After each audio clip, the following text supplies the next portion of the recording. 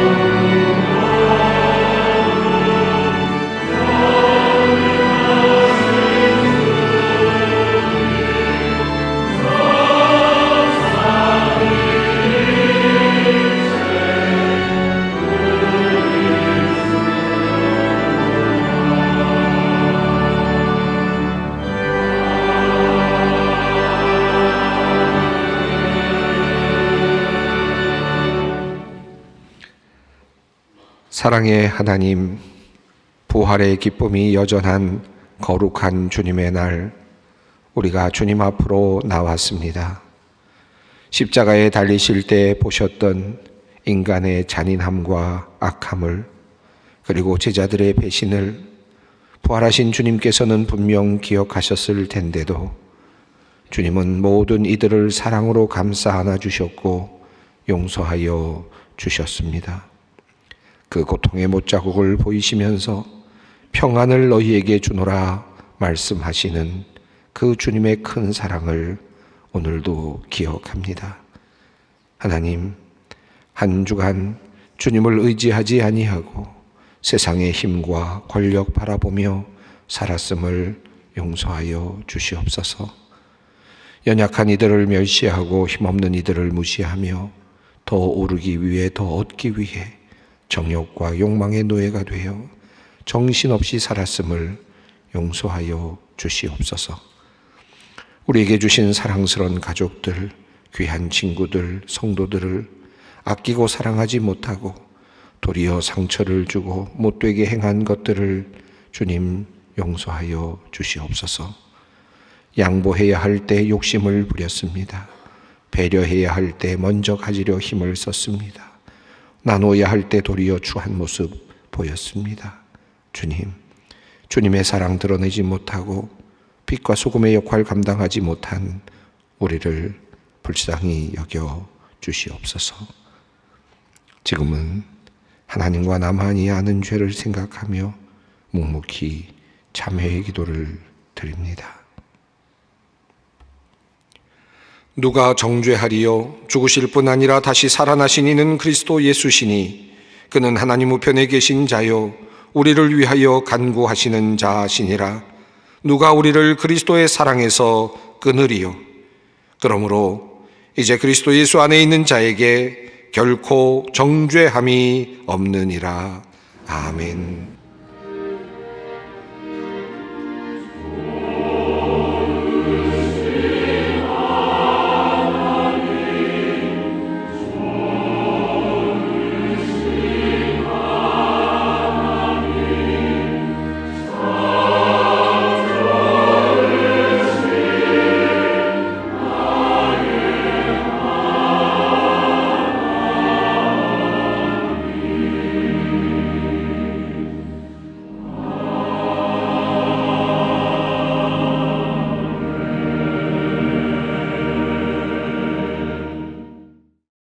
오늘 우리에게 주시는 하나님의 말씀은 신약성경 요한복음 20장 26절로 29절 말씀입니다.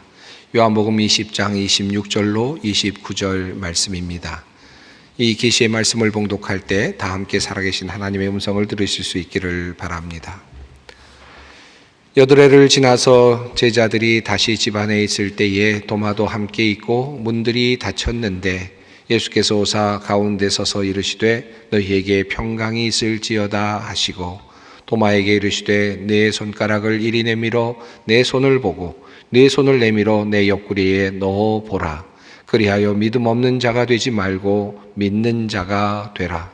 도마가 대답하여 이르되 나의 주님이시요 나의 하나님이시니이다. 예수께서 이르시되 너는 나를 본고로 믿느냐? 보지 못하고 믿는 자들은 복되도다 하시니라. 아멘.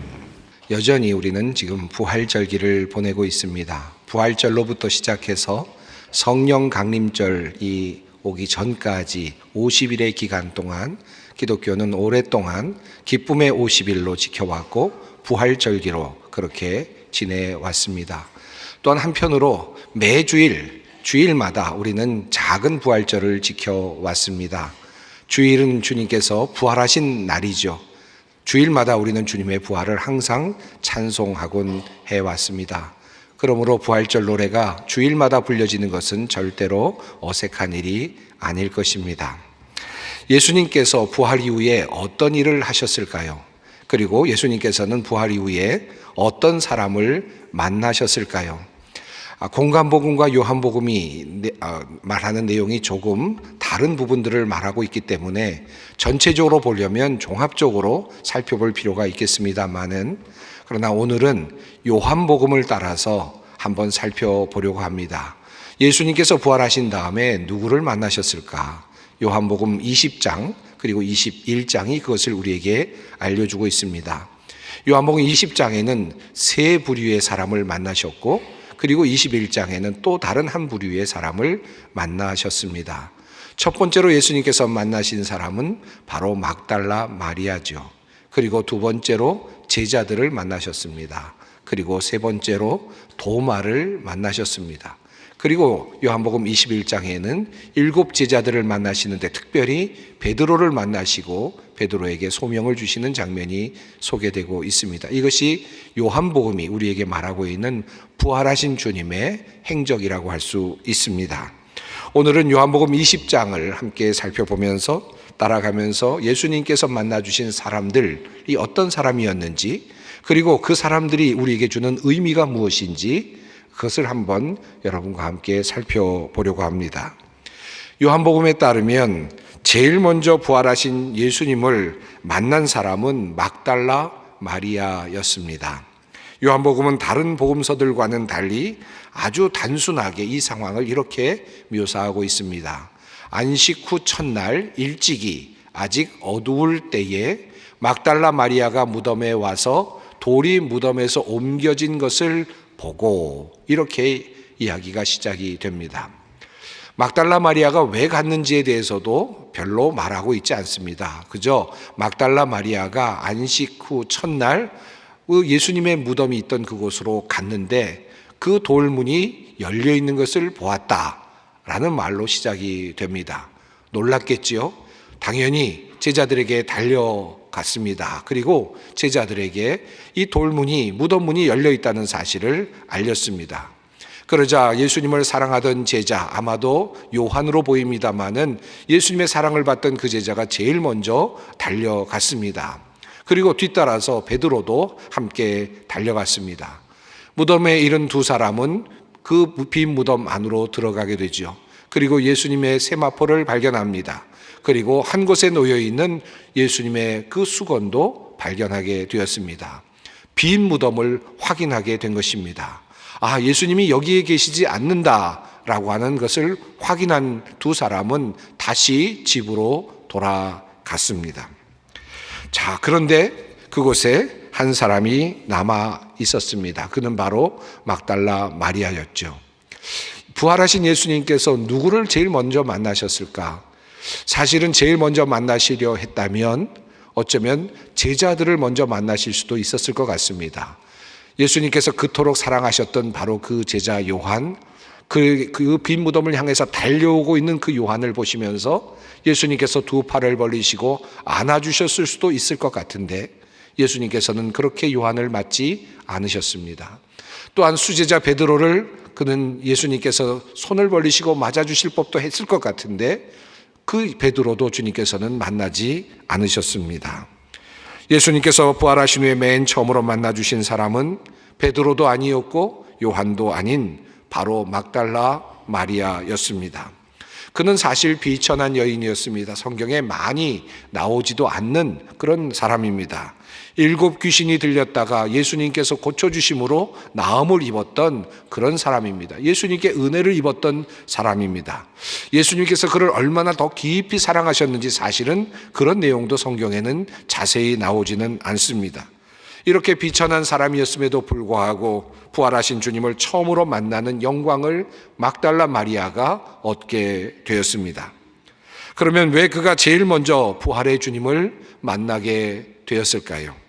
막달라 마리아가 부활의 첫 증인이 된 데에는 특별한 이유가 있습니다. 그 이유를 11절과 13절이 우리에게 알려주고 있습니다. 바로 그 막달라 마리아가 무덤 옆에서 울고 있었기 때문입니다. 제자들은 빈 무덤을 확인하고 다시 집으로 돌아갑니다. 하지만 막달라 마리아는 그러지 않았습니다. 비어있는 무덤 앞에서 울고 있었다고 성경은 증언하고 있습니다. 막달라 마리아를 많은 사람들이 죽은 나사로를 예수님께서 살리셨을 때 있었던 나사로의 누이 마리아와 혼동하는 경향이 있습니다. 그 마리아는 베다니에 살고 있는 마리아죠. 지금 여기에 나오는 마리아는 막달라 마리아입니다. 베다니에 있는 마리아는 예수님께서 정말 깊이 사랑하셨던 마리아임에 틀림이 없어 보입니다. 그러나 막달라 마리아에 대해서는 별로 이야기가 없습니다. 그냥 막달라 마리아일 뿐입니다. 그저 귀신 들렸다가 나음을 받은 막달라 마리아이죠. 예수님께서 부활하신 후에 제일 먼저 만나주신 사람은 예수님께서 가장 사랑하셨던 그런 베다니의 마리아도 아니었고 향유를 들고 왔던 어떤 사람도 아니었고 그리고 베드로도 아니었고 요한도 아니었습니다. 아주 예수님께서 제일 먼저 만나주셨던 첫 번째 사람은 바로 무덤에서 울고 있었던 한 사람이었습니다. 13절을 보면 막달라 마리아가 꿈에도 예수님께서 살아나셨다라고 하는 생각을 하지 못했던 것 같습니다. 누군가가 예수님의 시신을 치웠다고 생각을 했습니다. 그래서 예수님을 보면서도 예수님으로 알지 못했고 동산지기인 줄로 알고 그분에게 이렇게 말합니다. 당신이 옮겼거든 어디에 두었는지 내게 이르소서. 그리하면 내가 가져가리이다. 지금 막달라 마리아는 예수님께서 살아나실 것이라는 생각은 추호도 하지 않았습니다. 그저 예수님께서 분명히 돌아가신 것은 분명한데 그 예수님의 시신이 지금 옮겨진 것입니다. 유기된 것입니다. 발견할 수가 없는 것입니다. 그것이 더 슬픈 것입니다. 그래서 지금 예수님의 시신을 달라고, 예수님의 시신을 찾게 해달라고 그렇게 울고 있는 것입니다. 왜 주님께서 무덤 밖에서 울고 있는 막달라 마리아를 제일 먼저 만나셨을까 생각해 봅니다. 수많은 사람들이, 오고 오는 세대의 모든 사람들이 바로 이곳 무덤 옆에서 끊임없이 울고 있기 때문입니다. 사랑하는 사람의 죽음을 앞에 놓고 울고 있는 사람들이 얼마나 많이 있습니까? 사실 시신을 찾지도 못하고 울고 있는 사람들이 얼마나 많이 있습니까? 여기 막달라 마리아의 슬픔은 예수의 시신도 못 찾은 그러한 극한의 슬픔, 그것을 표현하고 있습니다. 예수님은 선한 분이셨습니다. 예수님은 지혜로운 분이셨습니다. 수많은 사람들이 따라다녔습니다. 5,000명을 먹이시는 분이셨습니다. 4,000명을 먹이시는 분이셨습니다. 긍휼히 여기시는 분이셨습니다. 어린아이도 맞아들이시는 그런 분이셨습니다. 그런데 그 예수께서 그만 모함을 받으셨습니다. 사람들의 배반을 받으셨습니다. 그래서 그만 그 십자가에 달려서 처형을 당하시고 말았습니다. 그것을 보았던 이 막달라 마리아의 마음이 어떠했겠습니까? 참으로 귀한 분이 돌아가셨는데, 참으로 억울하게 돌아가셨는데, 너무나도 안타깝게 돌아가셨는데 이분을 어떻게 하면 좋을까? 아마 이런 생각을 하면서 정의를 생각했을지도 모르겠습니다. 하나님의 정의가 어떻게 이루어질 수 있을까? 이것을 생각했을지도 모릅니다. 그래서 그랬는지 막달라 마리아는 안식 후 첫날 날이 밝자마자 발을 옮겼습니다. 그리고 그 무덤으로 향했습니다. 그리고 그곳에서 빈 무덤을 발견합니다. 설상가상입니다. 그곳에 있어야 되는 그 예수님의 시신이 없어졌습니다. 누군가가 유기를 한 것입니다. 시신도 찾을 수 없다니 얼마나 안타깝습니까? 그는 지금 그 자리에서 울고 있었던 것입니다. 슬픔의 극치입니다. 얼마나 많은 사람들이 오늘도 무덤 밖에서 울고 있습니까? 우크라이나의 수많은 사람들이 폭격을 통하여서 죽어 나갔습니다. 무덤을 미처 만들지 못할 정도로 수많은 사람들이 죽었습니다. 얼마나 많은 사람들이 희생되었는지 제대로 셀 수도 없는 상황이 되었습니다. 그 사이에 아버지가 죽었고, 그리고 엄마가 죽었습니다. 그리고 아이들이 사라졌습니다. 지금도 엄마가 울고 있고 아빠가 울고 있고 아이들이 울고 있습니다. 눈물을 흘리고 있습니다. 무덤 밖에서 울고 있는 사람들이 너무나 많이 있습니다. 코로나로 인해서 얼마나 많은 사람들이 목숨을 잃었습니까? 전 세계에서 코로나로 희생된 사람들의 숫자가 얼마나 많습니까? 감기에 걸린 줄 알았는데, 잠시 쉬면 날 줄 알았는데 그렇게 쉽게 갈 줄 누가 알았겠습니까? 병원에서, 고정된 공간에서, 고립된 공간에서 홀로 외롭게 그렇게 지내다가 죽어간 사람들이 얼마나 많이 있습니까? 가족들이 들어가 보고 싶었지만 들어가 보지도 못하고 그의 마지막을 보지도 못하고 그렇게 보낸 사람들이 얼마나 많이 있습니까? 그저 밖에서 울고 있을 뿐입니다.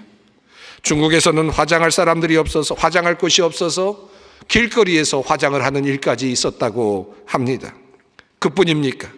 튀르키예와 시리아에서 발생한 지진으로 5만 명 이상이나 되는 많은 사람들이, 그 생명들이 건물더미 속에 갇혔습니다. 그리고 그 죽음을 맛보았습니다.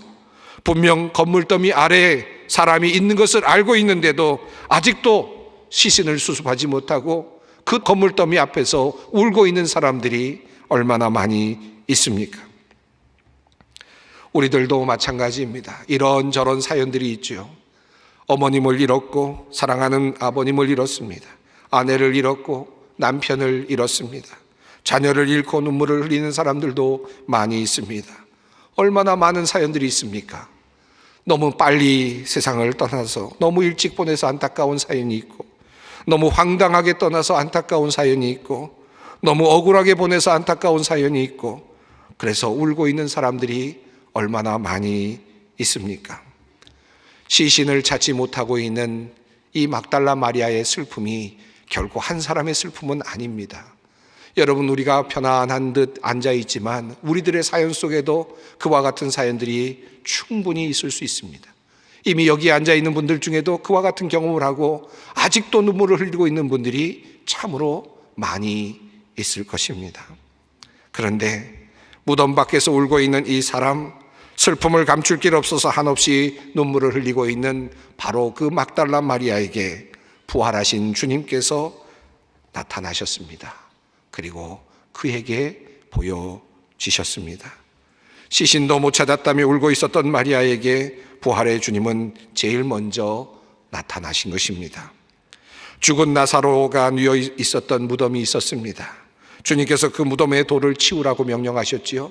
그리고 나사로야 나오라라고 명령하셨습니다. 그러자 곧 그 무덤은 빈 무덤이 되었습니다. 그때 주님께서 마르다에게 하셨던 말씀이 이 말씀입니다. 나는 부활이요 생명이니 나를 믿는 자는 죽어도 살겠고 무릇 살아서 나를 믿는 자는 영원히 죽지 아니하리니 이것을 내가 믿느냐.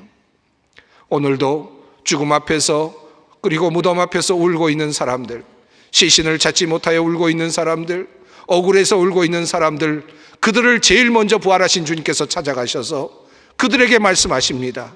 나는 부활이요 생명이니 이것을 내가 믿느냐라고 주님께서는 말씀하십니다. 두 번째로 부활하신 예수님께서 만나주신 사람은 바로 제자들이었습니다. 예수님의 무덤에 가서 시신이 없어진 것을 확인한 제자들이죠. 그리고 집으로 돌아왔습니다. 그러자 막달라 마리아가 달려와서 말합니다. 부활하신 주님을 내가 만났습니다. 그런데 제자들은 그럼에도 불구하고 믿기지가 않았던 모양입니다. 이제 혹시라도 그 시신을 그저 자신들이 유기했다고 누명을 쓰면 어떻게 될까 전전긍긍했던 것 같습니다. 혹시 예수님이 십자가에 달려 돌아가셨는데 따르던 우리들도 잡혀가서 그렇게 죽으면 어떻게 될까 그런 걱정을 하고 있었을지도 모릅니다. 옛날에도 귀신 들렸던 여자니까 막달라 마리아가 말한 말을 도저히 믿을 수 없었을지도 모르겠습니다. 그렇게 부활의 하루가 지나고 저녁이 되고 있었지만 제자들은 도리어 문을 단단히 잠가두고 숨어 있을 뿐이었습니다.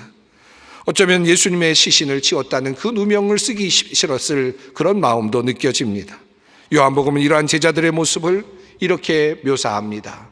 이날 곧 안식 후 첫날 저녁 때에 제자들이 유대인들을 두려워하여 모인 곳에 문을 닫았더니 유대인들을 두려워하여 문을 닫았다. 이렇게 성경은 설명합니다. 그런데 그들에게 두려워하여 문을 걸어 잠그고 있는 그들에게 주님께서 나타나셨습니다. 부활하신 주님께서 나타나신 것입니다. 두려움 속에 있는 사람들, 세상 권력 앞에서 무력해진 사람들, 무기력해진 사람들, 공포에 떨고 있는 사람들, 그런 사람들을 향하여 주님께서 다가가신 것입니다. 부활하신 주님께서 그들을 만나 주신 것입니다. 그리고 주님께서 그를 향하여 말씀하십니다. 너희에게 평강이 있을지어다. 두려워하고 있는 사람들을 향하여 말씀하십니다. 큰 숨을 내쉬시면서 말씀하시기를 성령을 받으라 말씀하셨습니다. 부활하신 주님께서 두 번째로 찾아주신 사람은 두려움에 떨고 있는 공포에 젖어 있는 사람들이었습니다. 두려움이 생기는 이유가 무엇입니까? 한마디로 정리한다면 미래에 대한 불확실성이 아닐까 생각합니다. 죽을 수도 있겠다라고 하는 생각이 두려움을 만들지요. 잡혀갈 수도 있겠다라는 생각이 두려움을 만듭니다. 오해받을 수도 있겠다라는 생각이 두려움을 만듭니다. 망할 수도 있겠다라는 생각이 두려움을 만듭니다. 헤어질 수도 있겠다라는 생각이 두려움을 만듭니다. 불치의 병으로 고생하는 사람들이 있습니다. 왜 두렵습니까? 내가 죽을 수도 있겠다라는 생각이 두렵게 만드는 것이죠. 낫지 않을 수도 있겠다라는 생각이 두려움을 만듭니다. 새로운 일을 시작하는 사람들에게도 두려움이 있습니다. 왜 두렵습니까? 이 일을 시작했다가 잘 안 될 수도 있겠다라는 생각이 두렵게 하죠. 성공하지 못할 수 있다는 생각이 두렵게 합니다. 결혼을 앞에 두고 두려워하는 사람도 있습니다. 결혼에 실패할 수도 있겠다라는 생각이 두려움을 만들 수 있습니다. 시험을 준비하면서도 두려움이 있습니다. 시험에 떨어질 수 있다라는 생각이 두렵게 하지요. 오늘 우리가 장애인의 주일을 지금 함께 보내고 있습니다. 장애인들이 태어나면 참으로 그 가정은 참으로 힘들어집니다. 두려움으로 가득 찹니다. 부모님들이 먼저 두려움에 처하게 되고 그리고 온 가족들이 두려워하게 됩니다. 왜 그들이 그렇게 두려워합니까? 장애인이 생겨나고 장애인의 가족이 생겨나면 왜 두려워합니까? 이 아이가 잘 사회에 적응할 수 있을까? 두려워지는 것이죠. 이 아이가 정말 미래에 온전한 삶을 살아낼 수 있을까? 그것 때문에 두려워지는 것이죠. 그래서 두렵습니다. 두려워하는 존재가 되고 맙니다. 튀르키예의 한 여인이 울면서 말하는 내용이 저의 가슴을 아프게 하였습니다. 무너진 건물 더미에서 나는 모든 것을 잃었습니다. 어떻게 살아야 할지 모르겠습니다. 가족도 재산도 잃었습니다. 오직 나에게 남은 것은 목숨 하나밖에 없습니다. 울고 있는 그들, 얼마나 두려울까요? 눈물을 흘리는 여인을 보면서 앞날에 대한 막막함과 두려움이 절절 배어 나왔습니다. 어찌 이뿐입니까? 강릉에서 산불로 많은 것을 잃은 이들도 있습니다. 자신의 전 재산을 잃은 분들도 있겠죠. 그 좋았던 건물도 다 잃어버린 사람들도 있을 것입니다. 잿더미 아래서 이제 나는 어떻게 살 수 있을까? 지금도 두려워하고 고민하며 울고 있는 사람들이 얼마나 많습니까?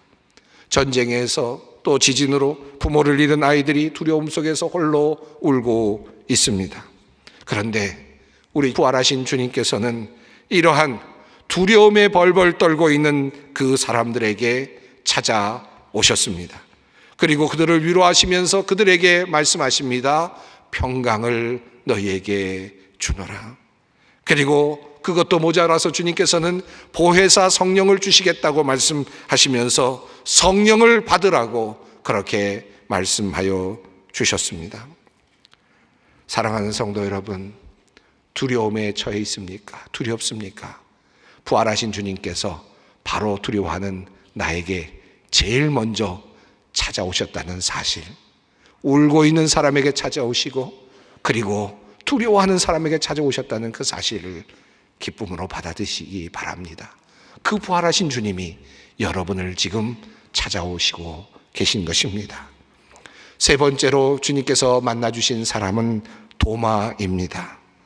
부활하신 주님께서 제자들에게 나타나신 후에 제자들은 기뻤을 것입니다. 부활하신 주님을 만났기 때문이죠. 그런데 그곳에 한 사람이 빠져 있었습니다. 그는 바로 도마였습니다. 하필이면 예수님을 만나지 못한 그 도마, 그는 제자들의 이야기를 듣고 이렇게 말합니다.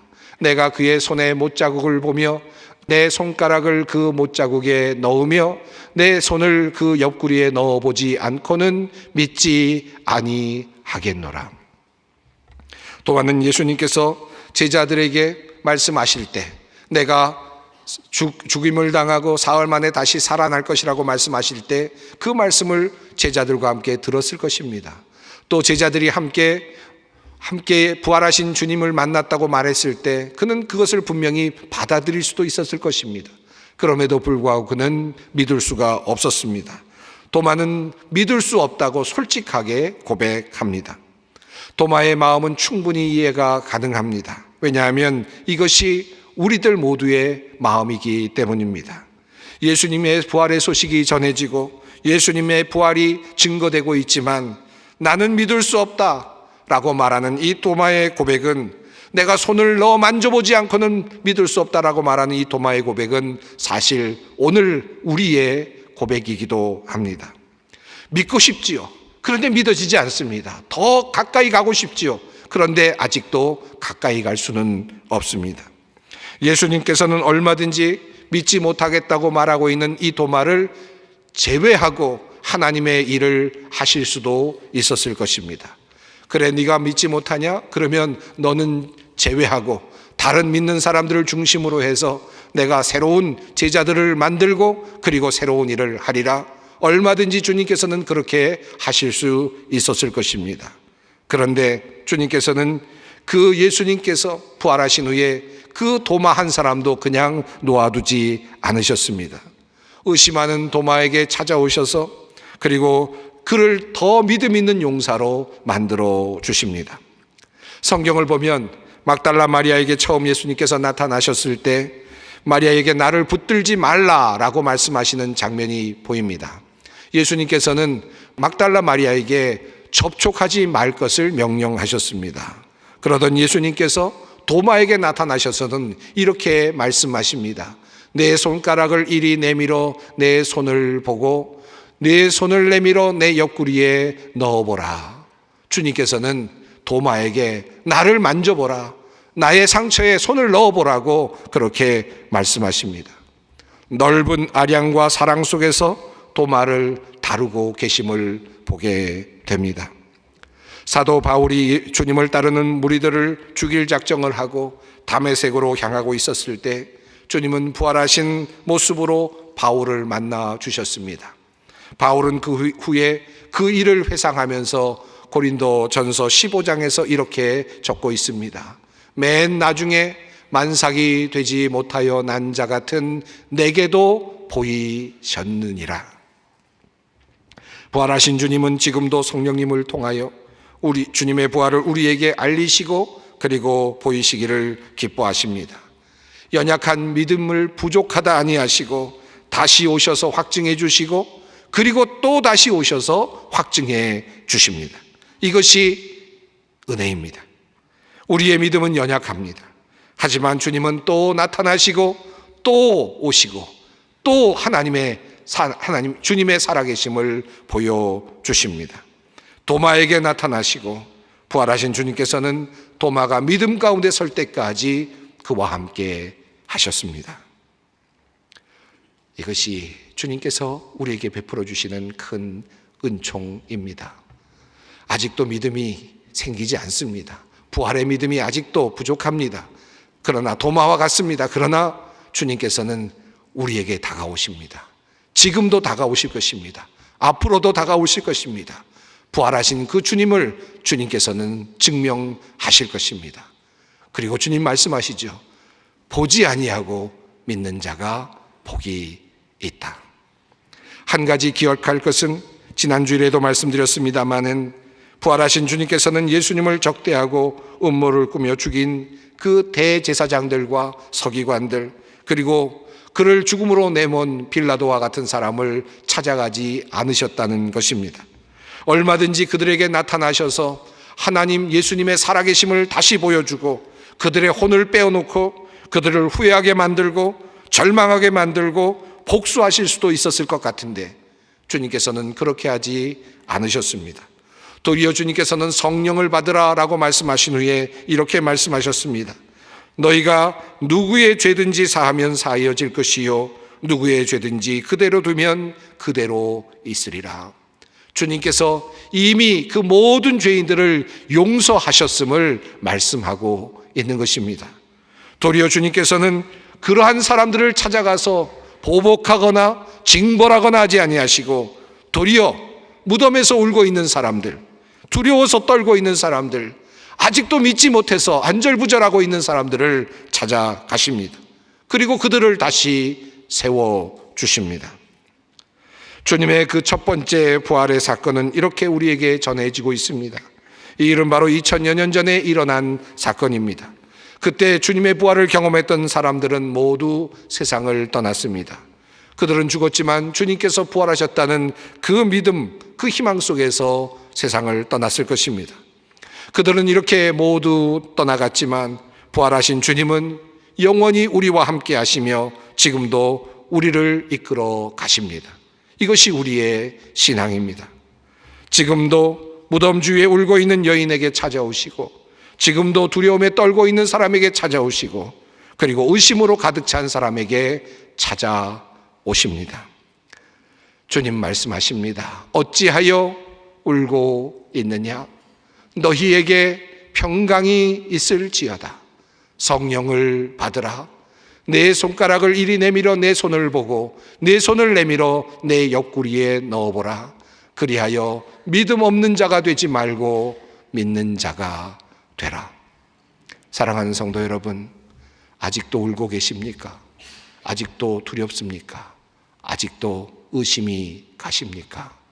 주님께서, 부활하신 주님께서 바로 여러분 옆에 계십니다. 함께 기도하겠습니다.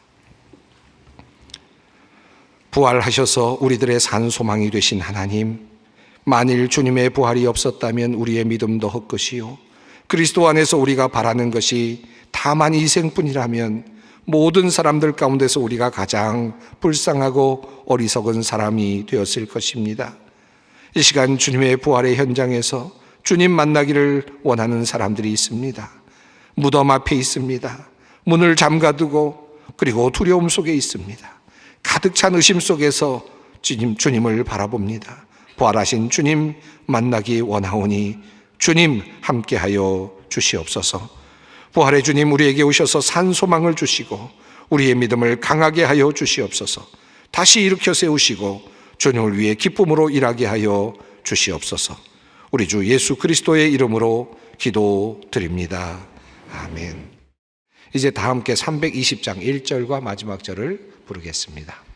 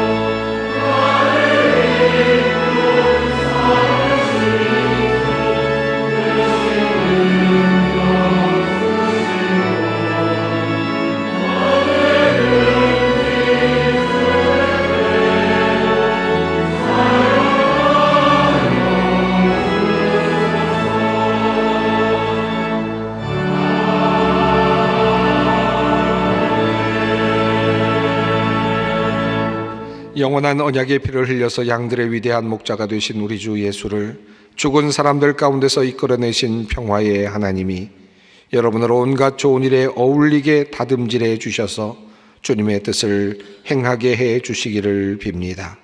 또 하나님께서 예수 그리스도로 말미암아 우리 가운데 주께서 기뻐하시는 바를 이루시기를 빕니다.